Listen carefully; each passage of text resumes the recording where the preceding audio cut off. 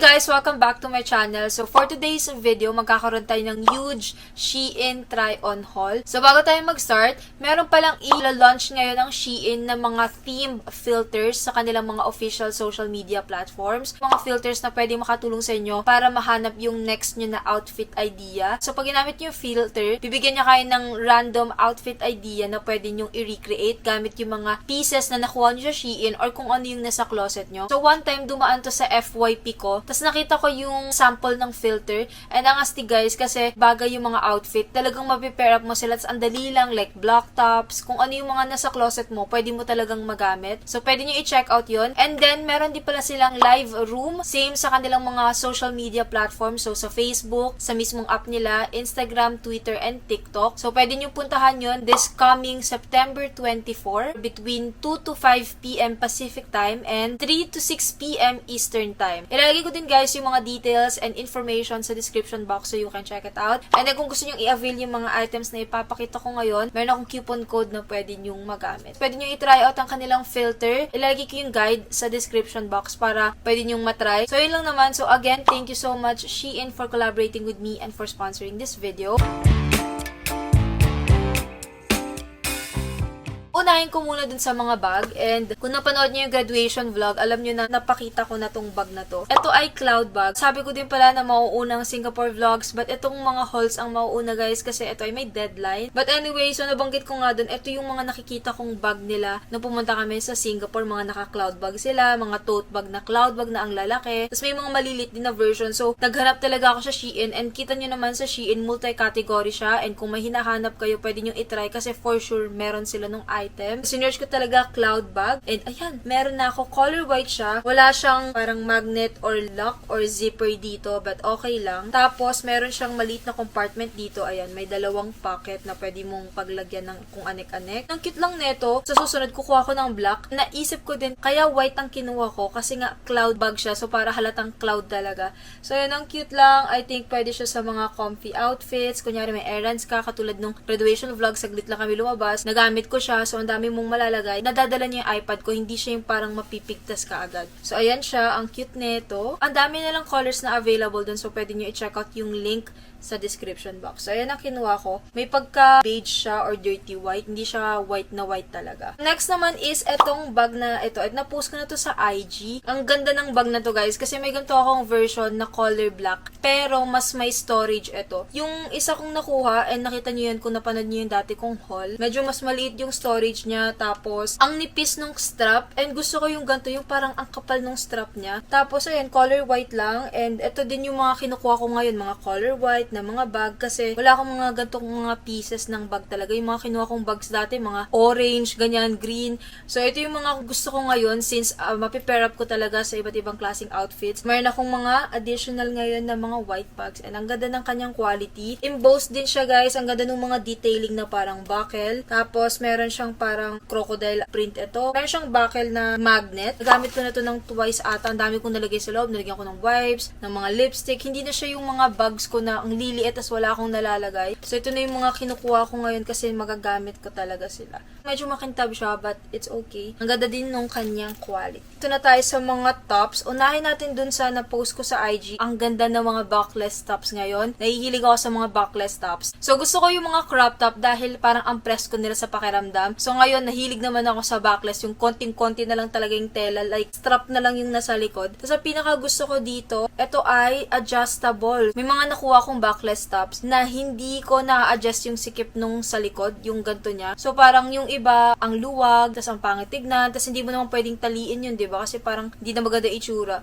So, ito, adjustable siya. Naka-fit siya kung ano, kung gaano lang talaga ako kalaki. Nanggit lang nung ganong detail. Nung nasa website, hindi ko nakita na adjustable. Tapos, nung dumating, I am so happy na talagang adjustable siya. Yung kanyang neckline ay mataas. Tas, ang ganda sobra ng tela nito. Meron din pala siyang parang plastic dito sa may baba para hindi mag-slide up yung top. And wala akong nakuhang ganun sa mga backless tops ko. Medyo umaangat nga talaga sila. So, ito, in place lang siya. Tapos, naka-nipple covers lang ako. Tapos, ang ganda ng tela, guys. Sobrang kapal ng tela. As in, tapos stretchable pa.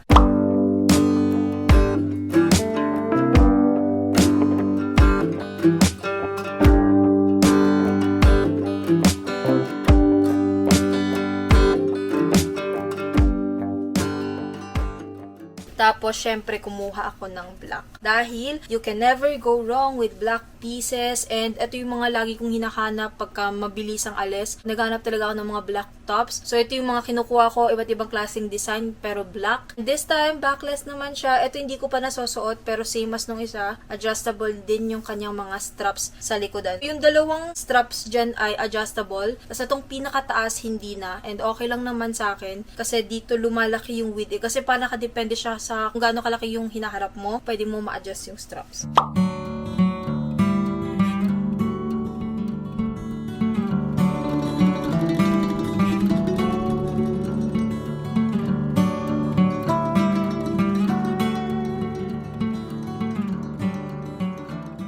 Okay, so next naman is etong top na ito. And nakyutan lang ako sa cuts. Feeling ko ang ganda niyang panloob sa mga tuxedo. Risky nung kanyang sa chest na part. Ako guys, medyo maliit na yung hinaharap ko. Medyo na-expose pa siya ng konti. So feeling ko pag susuotin ko to, magni-nipple tapes ako. So hindi yung nipple cover na bilog. Nipple tape lang. Like tatakpan ko lang talaga kung ano yung kailangan kong takpan. Kasi butas siya sa taas at sa baba. Ito try on ko naman guys. So makikita nyo kung ano yung fit. Halter siya. So pag nakatalikod, mukha ka lang naka-tube, tas backless. Tas ang ganda lang talaga nung cuts. Tingnan niyo naman yung cut. Tas isipin mo, naka-leggings ka. Ang ganda niya na tignan. Tas mag-leather jacket. Ang cute na niya.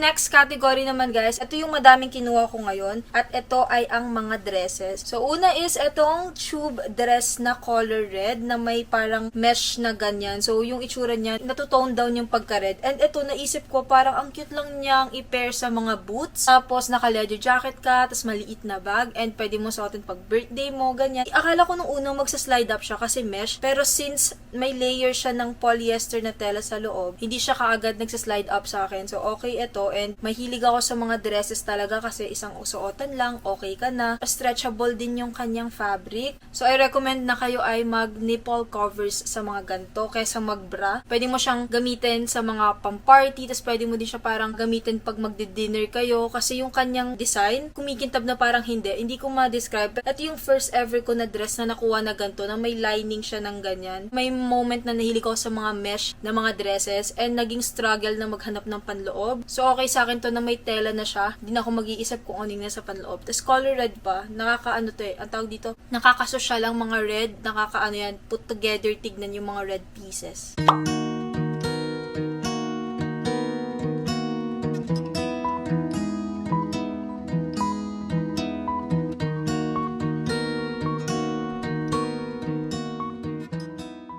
Next naman is etong long dress na ito. And ito guys ay under ng Barbie core ata nila. Nahihilig ako ngayon sa Barbie so hindi ko natiis. Kinuha ko talaga siya. Ito guys ay contrast stitching. So mukhang baliktad pero design talaga. Tapos long dress lang siya na tube. Iniisip ko pwede ito sa pink jacket. Tas naka boots. Tas ang cute lang ng bag mo. Pag kunyari girly ang vibe ko nung araw na yon. Yung tela niya pag nakita mo ng malapitan para siyang rib. Pero pag hinawakan mo polyester siya. Tas stretchable din siya. Tas ang haba nito talaga. And nahihilig ako sa mga long dresses, long skirts. So inad ko to sa aking collection. And color pink, wala pa akong color pink. Hindi siya bodycon fit yung baba. Ano siya, medyo flowy. So fitted, tas biglang nagiging flowy.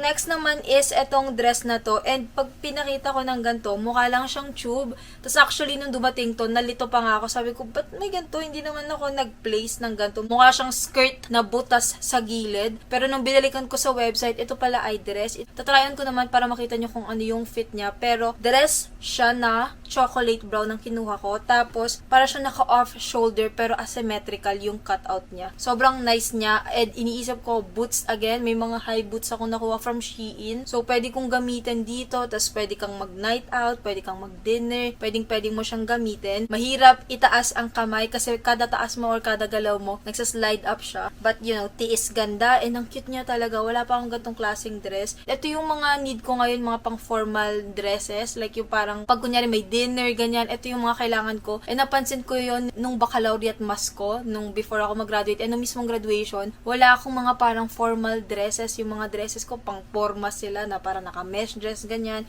Kaya ito din ang mga hinahanap ko. Next time, kukuha ko nito sa black or white. Ang cute niya.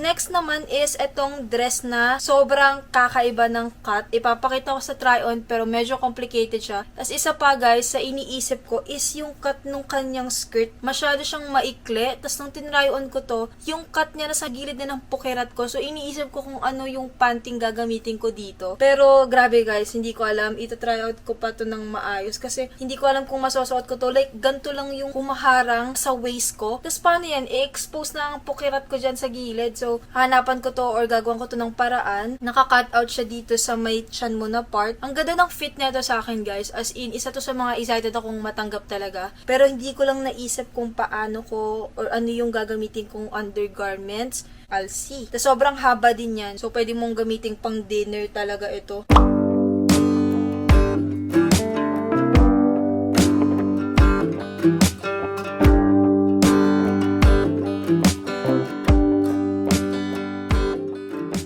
Last but not the least ay itong bottoms na ito, itong wide leg pants. Ang dami ko ng trousers na nakuha from Shein. Actually, dun sa category nila na Daisy ba yun? Ang ganda ng mga trousers talaga nila. And ngayon na lang ulit ako kumuha. And ito ay color gray. Wala pa akong gray, yun ang napansin ko. Kaya ako to kinuha. Dahil pag magko-corporate ako, like, you know guys, hindi natin alam ko ano yung future. Para hindi ko na need bumili ng mga gantong pieces. So, kumuha na ako. And talagang sobrang ano naman talaga nito. Ayan no, may pag ganyan-ganyan pa siyang buckle, pero niisip kong tanggalin, pero hinahayaan ko lang muna. And nung finit ko to, sobrang ganda ng fit niya. Iniisip ko sa tuxedo or sa mga long sleeves, maganda siya tignan. Saktong-sakto lang din yung size na nakuha ko. So, don't forget na mag-measure guys. Talagang magtiis kayong magsukat-sukat dahil sayang pag hindi nyo nasuot, lalo na gagastos pa kayo sa pagpa-repair. So, okay na ako dito. Ito yung mga meron ako dati ng mga corporate namin, dati sa school, mga business attire, mga wala akong ganito, paulit-ulit yung mga slacks ko. But I am so happy dito. Tas may ganyan siyang detailing dyan. Wala pa akong gantong klaseng design. Parang pang-corporate talaga yung kanyang design. Tapos, meron din siyang mga bulsa. Hindi yan yung mga gusto ko sa mga pants. Gusto ko sa mga pants talaga may mga bulsa.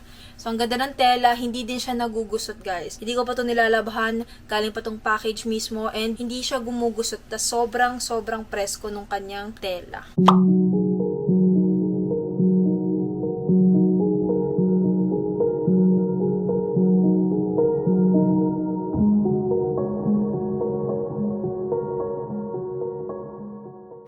Naman guys, ang haul na ito. Again, thank you so much Shein for collaborating with me and for sponsoring this video. Ilalagay ko lahat ng links and sizes sa description box so you can check it out. And then guys, meron din akong coupon code na pwede nyong magamit. Don't forget guys to check out yung kanilang themed filters. Meron yan sa mga official social media platforms nila. And then meron din silang live room. So yun guys ay mangyayari this coming September 24 between 2 to 5 p.m. Pacific time and 3 to 6 p.m. Eastern time. Lahat naman guys ng details ay nasa description box kung medyo magulo yung pag-explain ko. So thank you guys so much for watching. You can follow me on all my social media accounts. Instagram at Emmaara, TikTok at Emmaara pero AAA. Meron din pala akong threads guys. May shortcut sa Instagram pero pwede nyong i-search at Emmaara. And you can follow my pre-love store at goodold tas _ and si Gucci at Gucci the Bully tas _ And then meron din akong ongoing giveaway. Ilalagay ko yung link sa description box so pwede kayong sumali. More comments equals more chances of winning. So, ayun lang naman guys. Thank you guys so much for watching. Don't forget to drink lots of water, drink your vitamins, stay safe. Bye guys!